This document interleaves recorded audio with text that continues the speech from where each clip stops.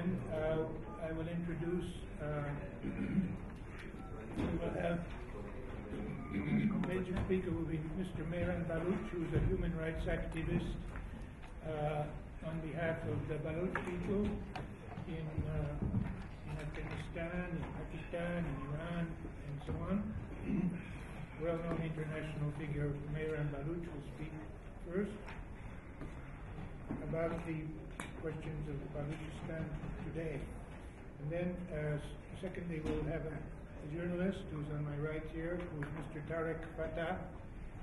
He is a journalist with the Toronto Sun newspaper and author of two books, one of them called The Tragic Illusion of an Islamic State, and the other book is called Chasing a Mirage. He will speak to us after Mr. Baluch. And our final speaker will be Mr. Paolo Casaca, who is Executive Director of the South Asian Democratic Forum, located in Brussels. He will conclude the speeches, then we will have a good discussion period, and hopefully we'll try to finish by 2:30.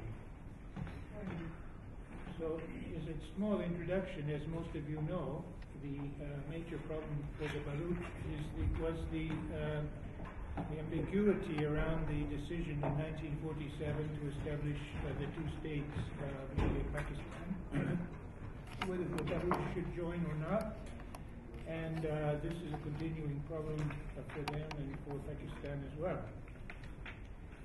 I would like to say that there's been recently a book published, which is a very important book on the history of Baluch and the Baluchistan by Nasir Dashti. It's been published last year, which gives you a full story of the, from his point of view, of the origin of Baluch, the history of the Baluch, and their arrival into South Asia, and the history of the Khan of Kalat, which was a 300-year-long history of a Khanate, which was included parts of present-day Afghanistan, Iran, and Pakistan.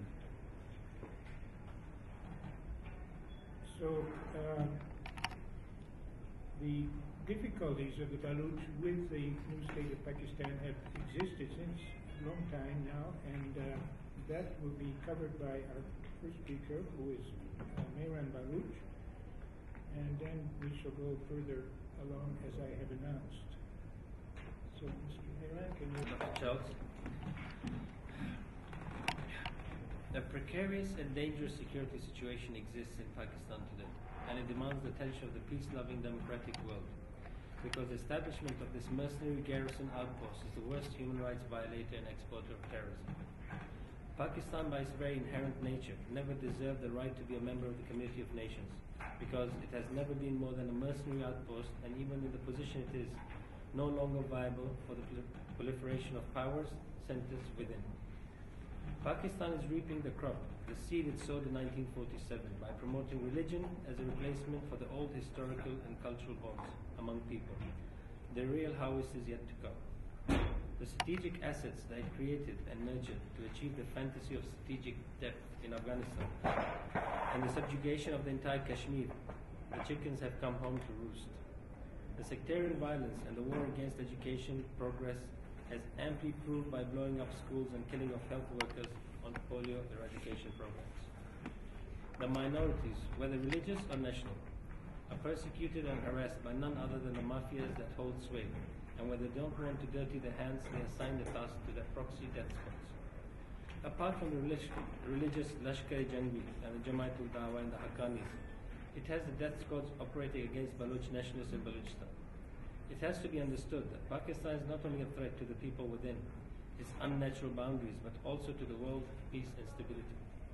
Some naive analysts are in the habit of saying that there is a danger of Pakistani nukes falling into the wrong hands. They do not realize that these are already in the wrong hands. Those wrong hands are the hands of the strategic depth Islamic glory-seeking Pakistan army. The best and most effective antidote to the poison being spewed and spread by Pakistan and its rulers is an independent, democratic, secular Baluchistan. Only a strong Baluchistan can counter the threat of spreading scourge of terrorism that emanates from Pakistan. The security and peace of the entire region and the world is threatened by Pakistan. The sooner this is realized, the better prospects there are of securing a stable and prosperous region. Although Hazaras are being ethnically cleansed by the Pakistani army, it is its resources and the suppression of the Baluch which is at the forefront. In fact, it promotes the sectarian killers by proliferating madrasas and providing them lands and funds. An independent Baluchistan is the anathema for Pakistan and China, as both eye its resources, land mass and coast. It is an essential part of their strategic aims because an independent Baluchistan would leave them stranded. The Baloch people are up against vicious enemies shown of decency and morality. For an independent Baluchistan, there has to be concrete efforts from the entire Baloch spectrum of society. All struggles have different aspects, but these have to be a definite unity on the question of independence. An ostrich-like attitude from the Western governments only encourages Pakistani junta to violate human rights of those living there with impunity, to create mayhem in the region with proxy warfare in Afghanistan and Kashmir, to allow terrorists to use its resources and territory for terror-related incidents worldwide. Closing eyes to this criminal behavior of Pakistani excesses simply makes them complicit in the crime. Pakistan lives in the illusion of past glories created by distortion of history. They have nothing to do with present or future. Their single-point agenda is to Islamize the world, and the only option open to them is terrorism and the sponsorship of terrorism internationally. All terror-related incidents have been traced back to Pakistan, allowing the prevailing situation to persist in Pakistan. It is an invitation to disaster and turmoil in the region and the world. Without Baluchistan, Pakistan will be unable to survive, and moreover, China will not be able to gain a foothold in the region. My contention is that if we want peace in the region and in the world, then we should support the concept of an independent Baluchistan. I appeal to all the Baloch to unite effectively to challenge Pakistan's evil designs. Without unity, the purpose of the Baloch path to freedom would be very difficult. I also appeal to the democratic and the free world that it should understand its obligations towards the nation of Baluchistan and the Baloch people. Thank you. So that's it. That's very interesting. Now we shall hear from journalist Tarek Fatah. Good afternoon, ladies and gentlemen. The subject specifically where we are supposed to brief you is about the condition of human rights in Pakistan. And unfortunately, the very nature of that state, the very basis of its existence is such that no matter what you do with it, its raison d'etre is to quell human rights. Because any nation, any society, any country that is created on the basis of a hatred towards the others will soon run out of people that it can hate or groups that it can decimate, and it will devour itself. I'm quite sure you are aware, or well, thank goodness for the liberal press that none of this is reported. They were so busy reporting about the election of the Pope that nobody mentioned that about 100 Pakistani Christian homes were destroyed while the cardinals were sitting in their close quarters trying to elect a Pope.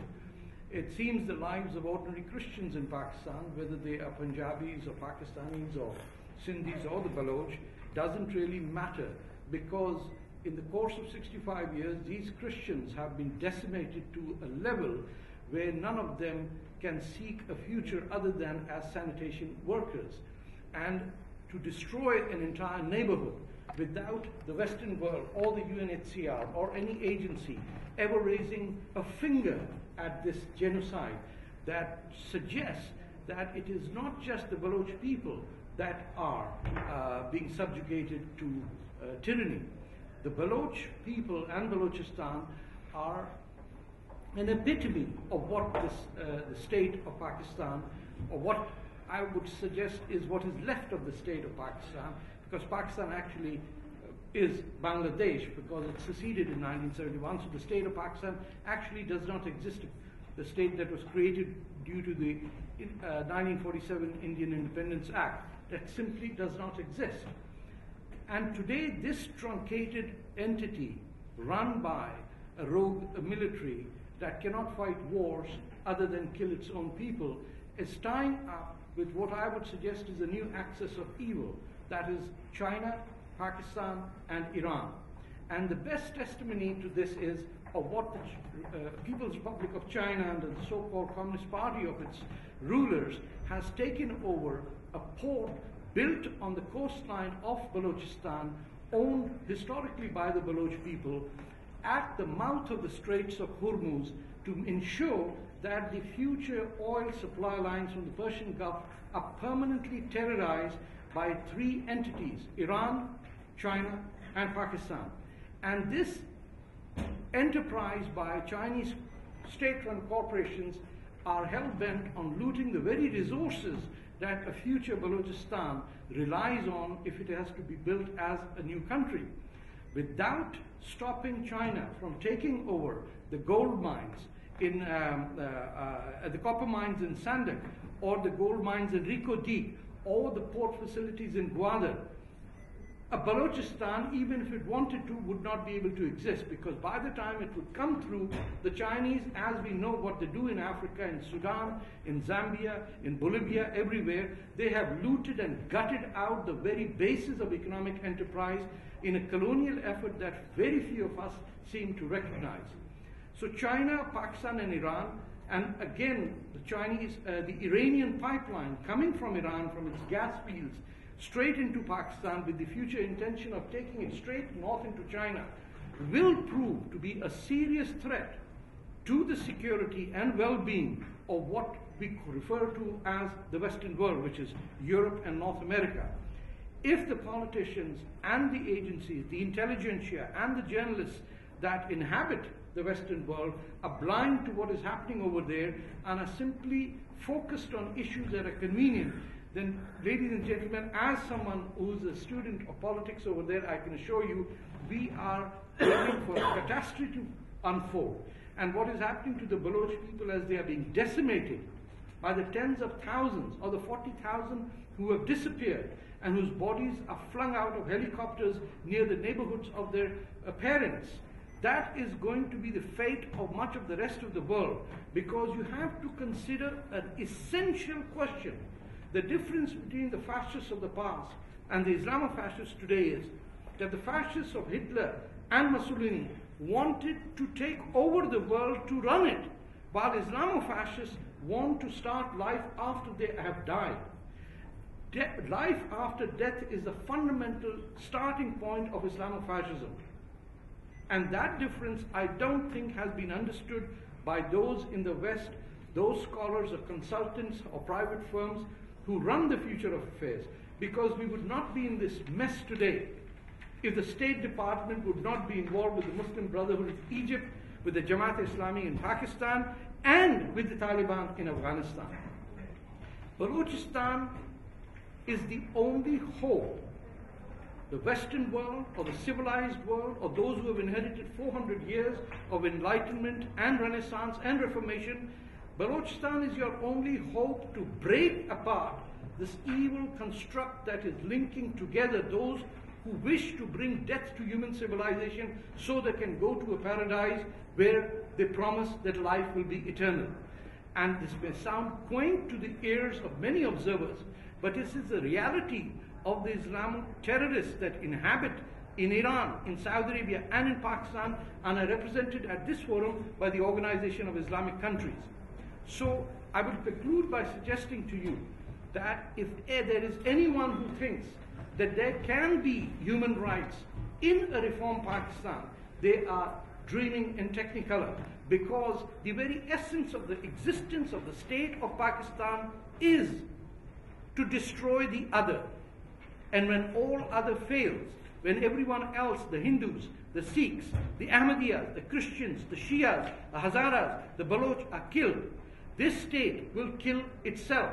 And you cannot simply look away, because this is the only rogue state that has 200 nuclear arms under its wing. And as Mehran Baloch suggested, it is not that these arms will fall into the wrong hands. The fact is, these nuclear arms are in the wrong hands. A collapse in Pakistan that is unchecked will ensure that the wrong people who have these nuclear arms will have the facility to utilize them in tactical warfare. And that is a very dangerous future that I present to you. Thank you very much.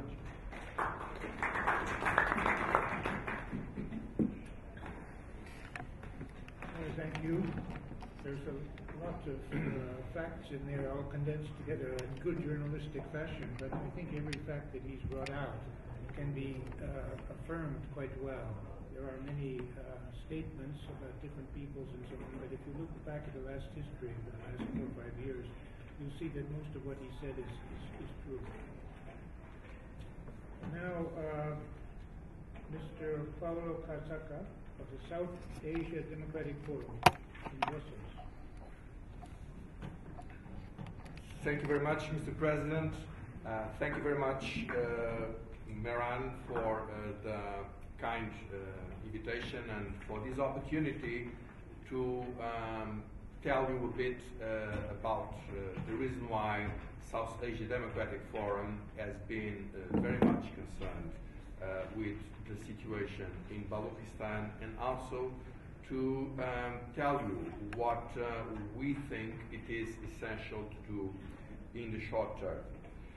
South Asia Democratic Forum was created 2 years ago. It was precisely the 22nd of March 2011, with the very firm conviction that it is in the core interest of Europe for South Asia to develop in a democratic way. And this from a security, from a development, and from a sustainability point of view.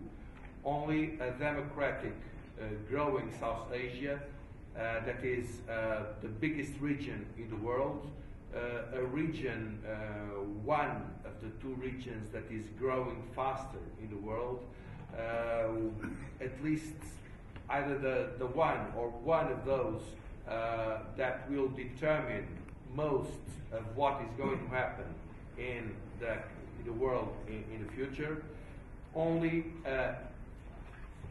democratic, real democratic development can guarantee the interests of the international community, and in particular of the European Union.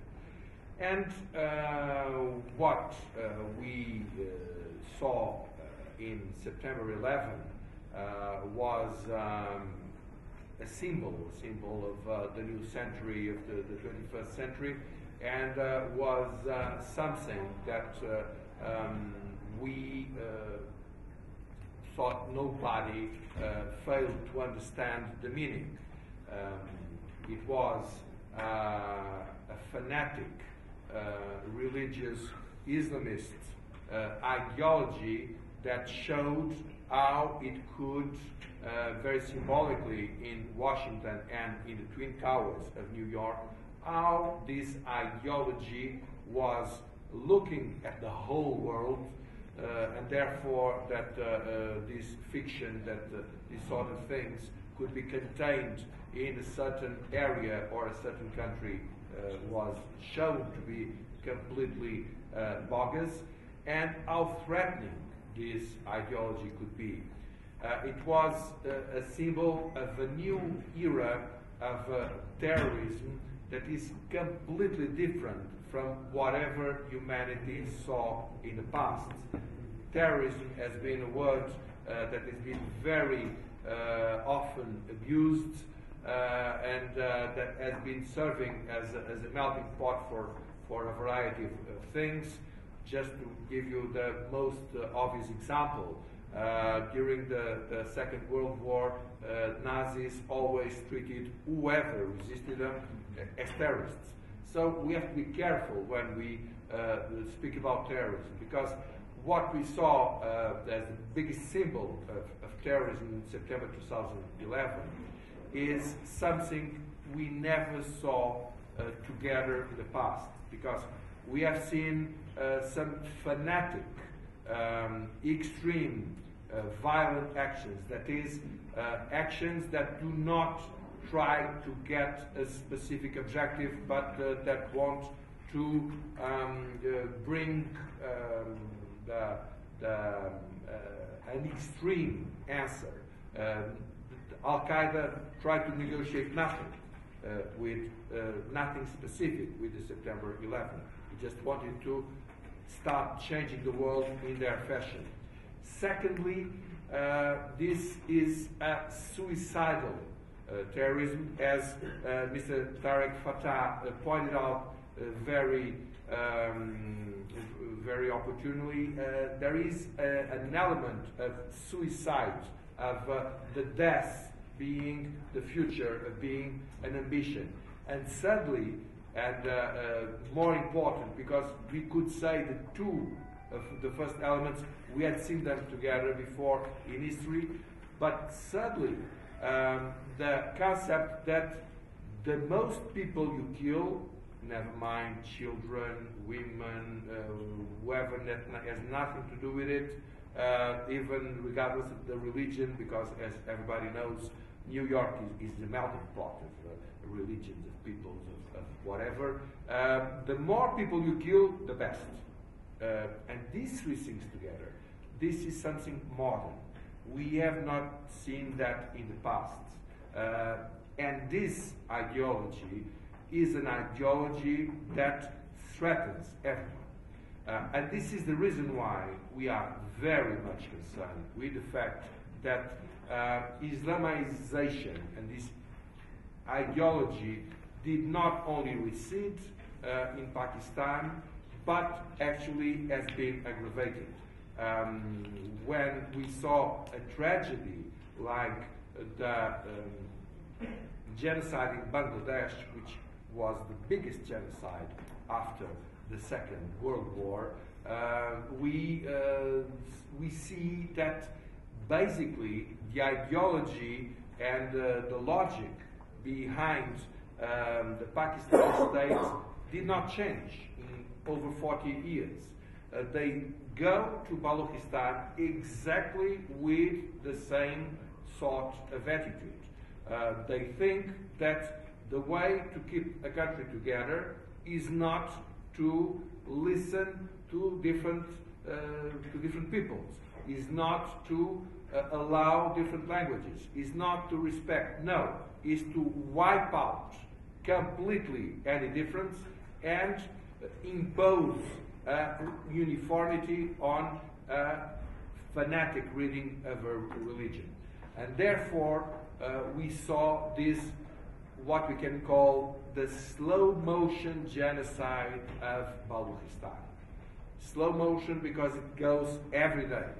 And every day I have the unpleasant but the necessary surprise of getting a new message of a new body, of an intellectual, of a journalist, of a doctor, of a man of peace whose main crime was to be a leading intellectual figure within a community, the Baluchi community. And his body was just found somewhere within what has been called the kill and dump policy that actually replicates what was done in 1971 in Bangladesh, but perhaps in a more slow motion. Because in 1971, the very big concern of the Islamists genocide was exactly to make disappear whoever could be representative of an intellectual elite that could show, in this case, the Bengali culture to be something very specific and actually very different from whatever you had in the rest of the country. And behind this, there is this reasoning, well, if we just destroy all the elites, if we kill all the intellectuals, the alphabetization in Baluchistan is just appalling. It is in one of the countries in the world with the worst of the educational indices. Baluchistan is the worst of the worst.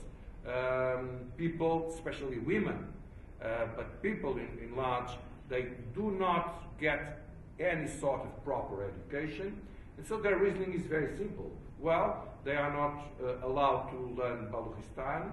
If we kill their intellectuals, they will not get the history. We will just erase the identity, and then we will just make a big injection of extreme Islamic doctrine, and then we will have the remaining people will be good Pakistani citizens.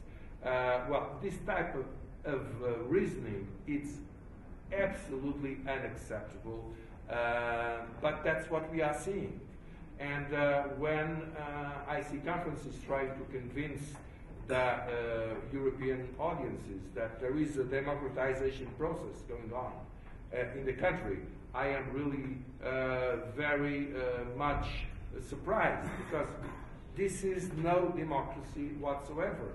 Democracy is not to have formal elections. Democracy is a state of law. Democracy is a respect for the human being, is the respect for the other. And this is exactly what is not there. This is exactly what we do not see appear. So I would like to reaffirm very clearly that we consider the kill and dump policy, the slow genocide in Baluchistan, to be the present, the most important human rights challenge in the whole of the region of South Asia, and we state very clearly to the European authorities that they must make of the stopping of this policy their biggest priority for the region.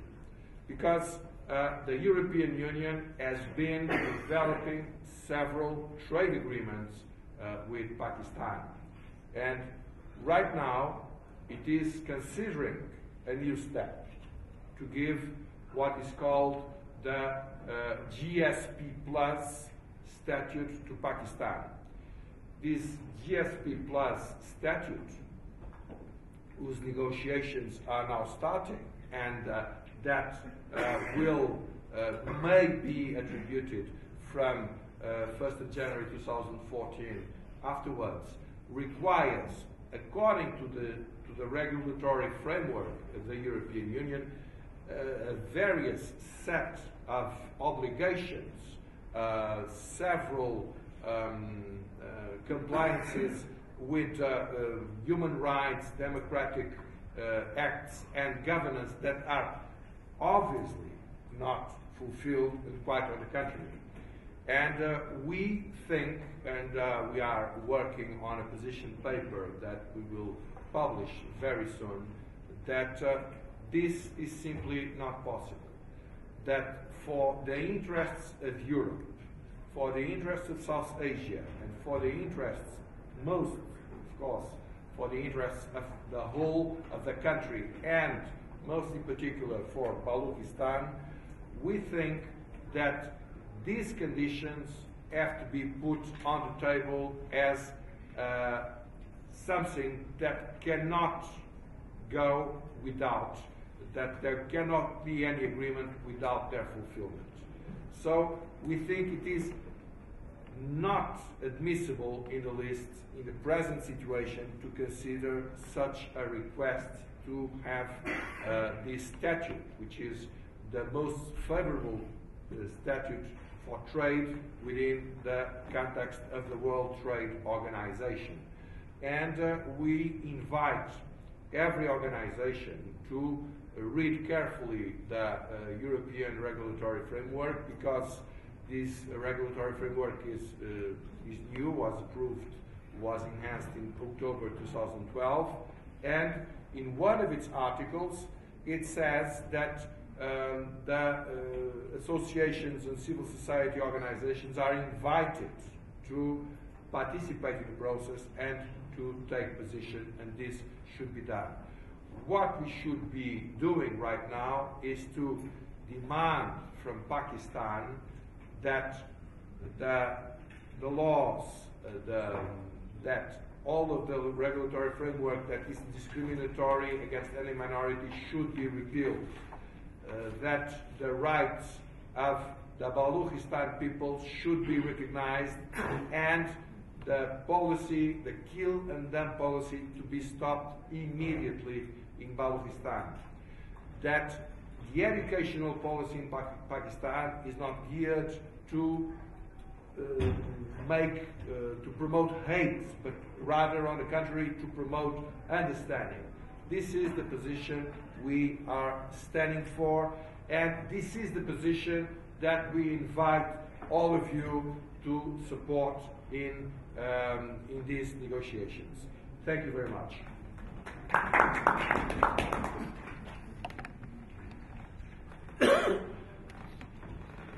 Thank you very much. So this is an independent